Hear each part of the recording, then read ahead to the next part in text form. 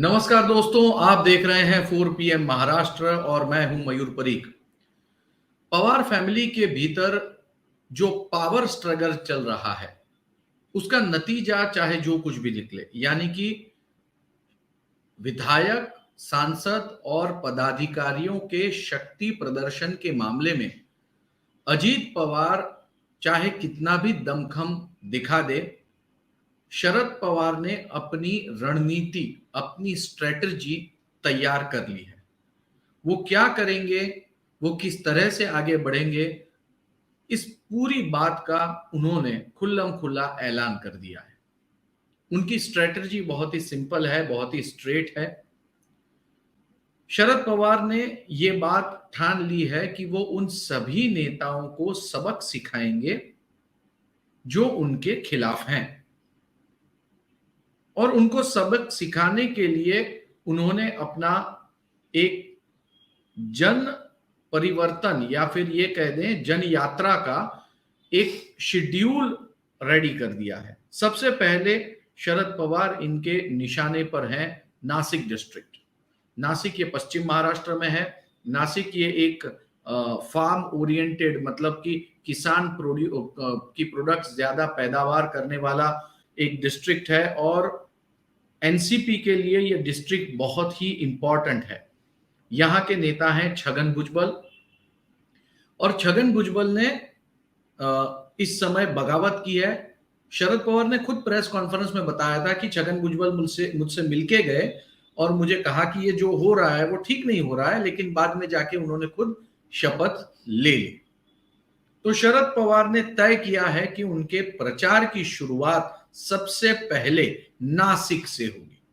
जयंत पाटिल ने जानकारी दी है, नासिक का जो येवले इलाका है जहां से छगन भुजबल चुनाव लड़ते हैं, वहां पे शरद पवार अपनी रैली करेंगे, जनसंपर्क यात्रा करेंगे। बड़ी बात यह है कि यहां से आगे बढ़ते हुए जो इसी डिस्ट्रिक्ट में छगन भुजबल के विरोधी हैं और जिन्हें साल 2019 में पार्टी से निकाल दिया गया था, ऐसे एडवोकेट माणिकराव शिंदे, इनको शरद पवार ने राष्ट्रवादी कांग्रेस पार्टी में शामिल कर दिया है। वो देर रात मुंबई में आए, शरद पवार के निवास स्थान पहुंचे और शरद पवार ने उनको पार्टी में प्रवेश दे दिया। कुल मिला के छगन भुजबल की ही डिस्ट्रिक्ट में उनके जो विरोधी हैं उनको पार्टी में एंट्री दे दी, और अपने प्रचार की शुरुआत वो येवले नासिक से करेंगे। दोस्तों, नासिक में जाने का एक बहुत बहुत ही इंपॉर्टेंट रीजन है। नासिक में लगभग 6 एमएलए हैं, मैं सबके नाम सुनाता हूं। नासिक से छगन भुजबल, देवलाली से सरोज आहिरे, सिन्नर से एडवोकेट माणिकराव कोकाटे, निफाड़ से दिलीप बनकर, दिंडोरी से नरहरि झिरवड़, वही नरहरि झिरवड़ जो कि विधानसभा के स्पीकर थे और उनके हाथ में शिवसेना के एमएलए को डिस्क्वालीफाई करने का अधिकार था, और उन्होंने जो फैसला लिया उसके खिलाफ याचिकाएं हुई है, वही नरहरि झिरवड़। और कड़वण से नितिन पवार। ये 6 सीट्स जो है वो नासिक बेल्ट से, उसी के आसपास के इलाके से आती है, और ये 6 के 6 इस समय अजीत पवार के साथ है। यानी शरद पवार के लिए एक बहुत बड़ा धक्का है। मान लीजिए 10% जितनी उनकी जो टोटल सीट है जो इस बेल्ट से आती है, वो पूरा का पूरा बेल्ट जो है वो इस समय अजीत पवार के साथ है, और इसीलिए उन्होंने सबसे पहले नासिक के येवले में सभा का ऐलान किया है, छगन भुजबल के घोर विरोधी को पार्टी में ले लिया है, और उसी के साथ ये पूरी बेल्ट जो मैंने पूरी सीट आपको पढ़ के सुनाई, नासिक, देवलाली, सिन्नर, निफाड़, दिंडोरी, कड़वण, ये सब जगह पे वो प्रचार करने वाले हैं। और जो भी एमएलएज इस समय हैं और जिन्होंने पक्षांतर किया है, जाहिर सी बात है उनके विरोधियों को या उनके नीचे की सेकंड कैडर को अपनी पार्टी में लेने की कोशिश करेंगे। शरद पवार ये कुछ नया नहीं कर रहे हैं, उन्होंने प्रेस कॉन्फ्रेंस की थी, उसमें ही इस बात का ऐलान कर दिया था। अब तो सिर्फ उनका दौरा जाहिर हो रहा है। नासिक के बाद वो नागपुर जाएंगे, सोलापुर जाएंगे। तो शरद पवार ने अपनी प्रेस कॉन्फ्रेंस में जन समर्थन जुटाने के लिए क्या कहा था आइए पहले वो हम आपको सुनाते हैं।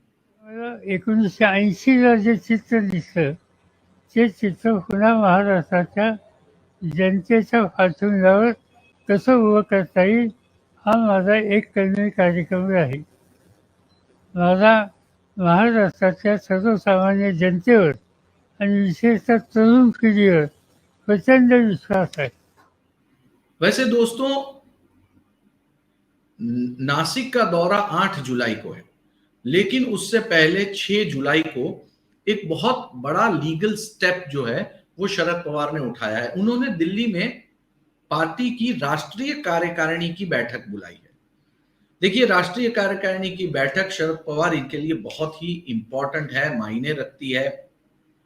मैं आपको बता दूं कि एनसीपी के पास से राष्ट्रीय पक्ष का जो एक अधिकार था वो चुनाव आयोग ने अब वापस ले लिया है। वो सिर्फ अब एक क्षेत्रीय दल है, लेकिन राष्ट्रवादी कांग्रेस पार्टी के कई राज्यों में एमएलएज हैं, और जिन राज्यों में उनके एमएलएज हैं उन राज्यों के एमएलएज को भी वो अपने बुलाना चाहते हैं और उनको पार्टी के साथ रखना चाहते हैं। इतना ही नहीं, शरद पवार इन्होंने पार्टी के कार्याध्यक्ष प्रफुल्ल पटेल को भी पार्टी से निष्कासित कर दिया है। जो उनके ट्रेजरर हैं सुनील तटकरे, उनको भी पार्टी से उन्होंने निष्कासित कर दिया है। और अब इन खाली पड़ी पोस्टों पर वो किन की नियुक्ति करते हैं इस पर सबकी निगाहें हैं। सबसे इंपॉर्टेंट है प्रफुल्ल पटेल, क्योंकि प्रफुल्ल पटेल के पास मध्य प्रदेश, गुजरात, राजस्थान, झारखंड इन राज्यों की जिम्मेदारी है, यानी कि इलेक्शन बाउंड जो स्टेट्स हैं उसकी जिम्मेदारी प्रफुल्ल पटेल के पास है। तो ये देखना भी दिलचस्प होगा कि 6 जुलाई को वो क्या करेंगे। तो सबसे पहले शक्ति प्रदर्शन के तुरंत बाद 6 जुलाई को दिल्ली में राष्ट्रीय कार्यकारिणी की बैठक। ये भी देखना दिलचस्प होगा कि राष्ट्रीय कार्यकारिणी में कितने लोग वहां पर उनके साथ में समर्थन में जुटते हैं, क्योंकि उनके नागालैंड में लगभग 6-7 जितने विधायक हैं, गुजरात में 2 विधायक हैं, मिजोरम में उनके विधायक हैं। तो ऐसे पूरे देश में उनके पास कई सारे विधायक हैं अलग अलग राज्यों में। वो विधायकों में से कितने विधायक वहां जाते हैं ये भी देखना दिलचस्प होगा।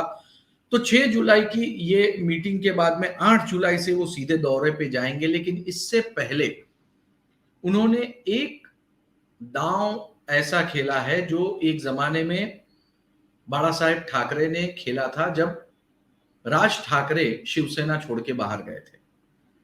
बाला साहेब ठाकरे ने राज ठाकरे को यह कहा था कि आज के बाद मेरा फोटोग्राफ यूज मत करना, अगर तुम मेरी विचारधारा और मेरी पार्टी के साथ में सहमत नहीं हो तो मेरा फोटोग्राफ यूज करने का तुम्हें कोई अधिकार नहीं है।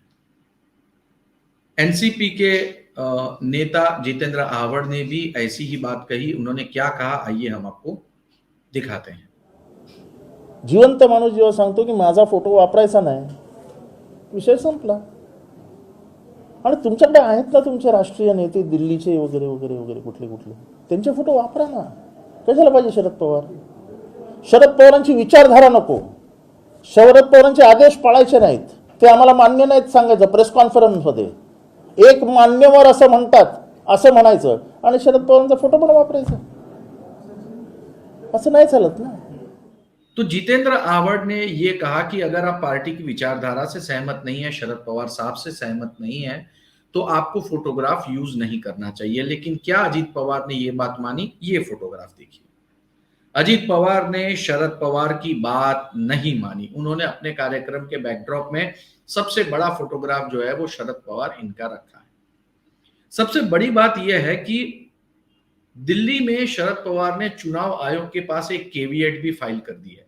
केविएट का मतलब यह होता है कि यदि मेरे खिलाफ, मेरी पार्टी के खिलाफ कोई कदम आप उठाने जा रहे हो तो आप कदम उठाने से पहले कृपया मुझे बताएं, मैं केविएट दाखिल कर रहा हूं, मुझे बताए बिना आप कोई भी फैसला मत लीजिए। और अब वो दिल्ली भी जा रहे हैं, तो हो सकता है कि वो चुनाव आयोग से भी मुलाकात करें।